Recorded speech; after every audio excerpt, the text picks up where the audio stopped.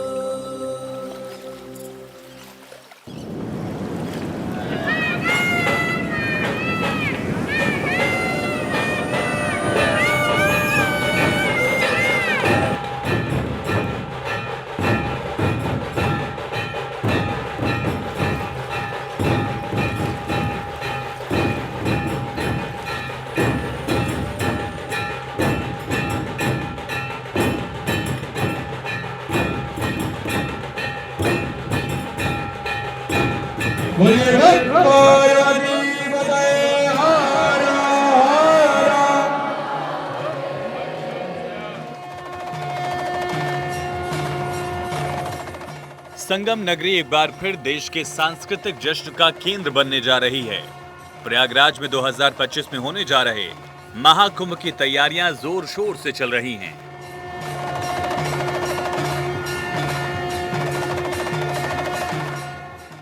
ये जश्न पूरे 45 दिन का होगा, जो 14 जनवरी से 26 फरवरी तक चलेगा। इस साल 2012 में हुए महाकुंभ से करीब 3 गुना बड़ा होने वाला है।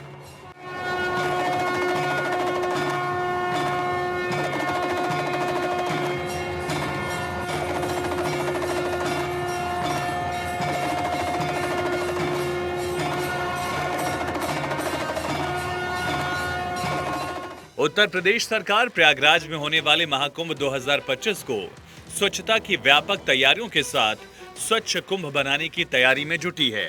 साफ सफाई, सफल और संगठित आयोजन करने के लिए प्रशासन 10,000 से ज्यादा सफाई कर्मचारियों को तैनात कर रहा है। स्वच्छता के मॉडल के रूप में प्रस्तुत करने के लिए इस बार स्वच्छ महाकुंभ का आह्वान भी किया गया।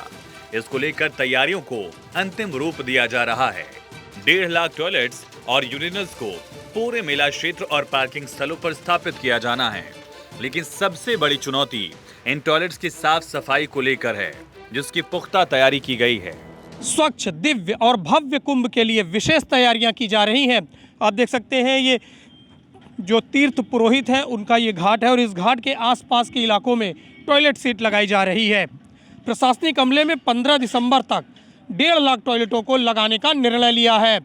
15 दिसंबर इसकी लास्ट डेट रखी गई है ताकि जो तीर्थ यात्री आ रहे हैं लगातार कुंभ मेले की दिव्यता, भव्यता और स्वच्छता को देखते रहें और लगातार इस तरह का स्वच्छता की काम करते रहें।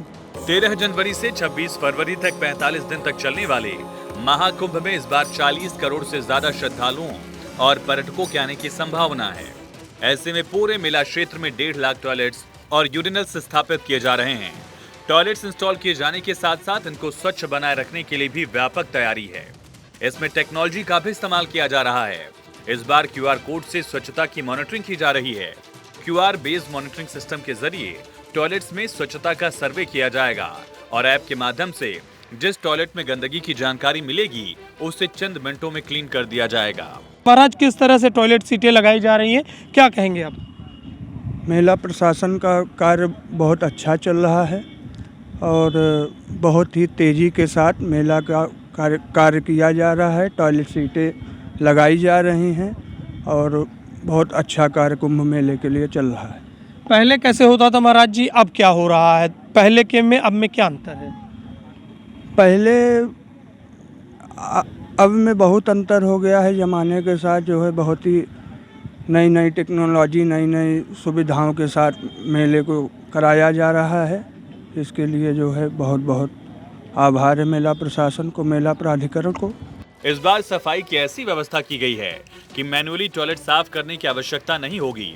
जेट स्प्रे क्लीनिंग सिस्टम के माध्यम से चंद सेकंड में पूरी तरह से टॉयलेट को साफ कर दिया जाएगा।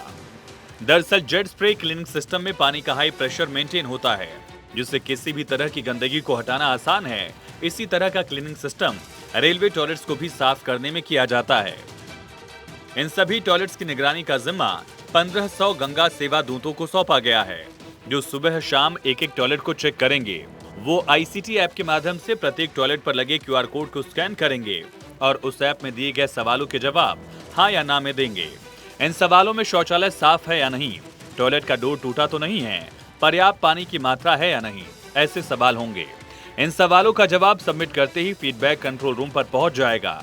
जिन टॉयलेट्स में सफाई मानक के अनुरूप नहीं होगी, उनकी डिटेल संबंधित वेंडर्स को चली जाएगी और फिर चंद मिनटों में वेंडर्स द्वारा टॉयलेट की सफाई संपन्न कराई जाएगी। सिर्फ गंगा सेवा दूत ही नहीं, बल्कि आम लोग भी इस ऑनलाइन व्यवस्था के माध्यम से। उत्तर प्रदेश सरकार ने महाकुंभ को लेकर 15 से ज्यादा विभागों को तैयारी के प्रोजेक्ट्स की जिम्मेदारी सौंपी है। तैयारी में 500 से ज्यादा प्रोजेक्ट्स पूरा करने का टारगेट रखा गया है।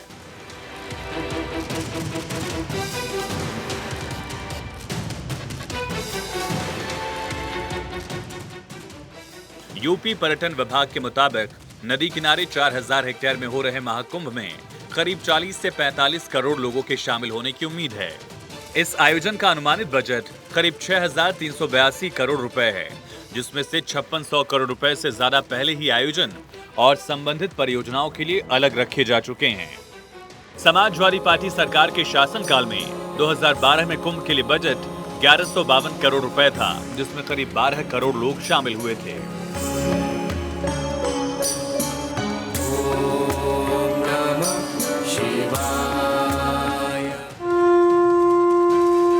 उत्तर प्रदेश जल निगम मेला क्षेत्र में पीने योग्य पानी की आपूर्ति के लिए 1249 किलोमीटर लंबी लाइन बिछाई जाएगी।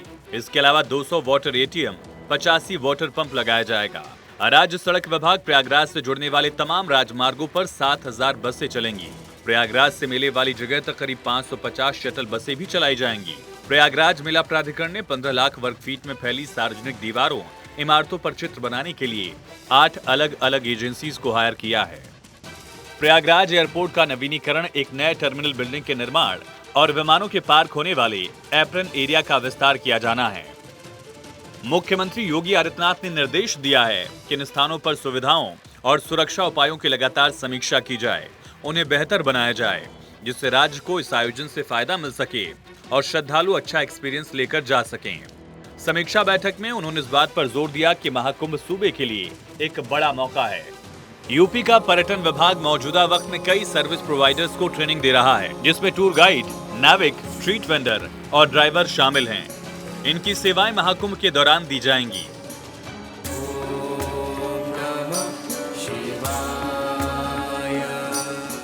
ट्रेनिंग लखनऊ के मान्यवर कांशीराम पर्यटन प्रबंधन एजेंसी और प्रयागराज में चल रही है। दूसरी तरफ महाकुंभ 2025 में दूसरे धर्म के लोगों के आने पर हो रही बहस पर भी लगातार राय रखी जा रही है। अखाड़ा परिषद के अध्यक्ष ने इस घटना की निंदा की है। अखाड़ा परिषद के अध्यक्ष रविंद्र पुरी ने सपा नेता डिंपल यादव के गैर मुस्लिमों को मेले में न आने देने के संतों के बयान का विरोध करने पर आड़े हाथों लिया। कहा कि वो संतों की बहन है, राजघराने में जाने के बाद उन्हें ऐसा बयान नहीं देना चाहिए। आप हमारी बहन ऐसी भाषा मत बोलिए। जो राजनीति अलग है, लेकिन आप ये भी देखिए, आप उत्तराखंड की बहन है, आप उत्तराखंड की बेटी है। आपको उत्तराखंडियों का, जितने भी हमारे साधु संत उत्तराखंड से आ रहे, पहले यूपी उत्तराखंड एक ही था। भले आप आज जो है यूपी के जो राजनेता की पत्नी है, लेकिन पहले आप उत्तराखंड की बेटी है, उत्तराखंड की बहन है। सभी साधु संतों की आप बहन है। थोड़ा अपना बयान, आप ऐसे बयान मत दीजिए। हमें बहुत दुख हुआ है, बहुत तकलीफ हमें हुई है। हम आपको बहुत मानते हैं, आप बहुत बड़े नेता है, बहुत अच्छे है, पढ़े लिखे, विद्वान है, क्वालिफाइड है, सब कुछ है। लेकिन हमें दुख हुआ जब हम अपनी बहन को देखा ऐसा बयान देते हुए। ये पहला महाकुंभ भी होगा जिसमें नेविगेशन के लिए अस्थायी टेंट सिटी गूगल मैप्स पर दिखाई देगी। हाल ही में गूगल के प्रतिनिधियों और महाकुंभ मेला प्राधिकरण के बीच एक समझौता ज्ञापन पर हस्ताक्षर किए गए हैं। इस बार का महाकुंभ ऐतिहासिक होने वाला है, जिसकी भव्यता और दिव्यता देखने वाली होगी। पिछली बार प्रधानमंत्री नरेंद्र मोदी ने स्वच्छाग्रहियों के पग पखारे थे। पग पखारने के साथ ही स्वच्छता और दिव्यता का संदेश पूरे विश्व को दिया था। और इस बार भी इसी तरह का संदेश देने की बात चल रही है। लगातार टॉयलेट सीट और यूरिनल लगाए जा रहे हैं ताकि लोग यहाँ पर स्वच्छता और दिव्यता के साथ स्नान करें। इसके साथ ही लगातार यहाँ पर विशेष व्यवस्थाएं की जा रही है। सोख्ता टैंक लगाए जा रहे हैं ताकि किसी तरह की कोई दिक्कत लोगों को ना हो और श्रद्धालु खुशी से दिव्यता के साथ यहाँ से वापस जा सके।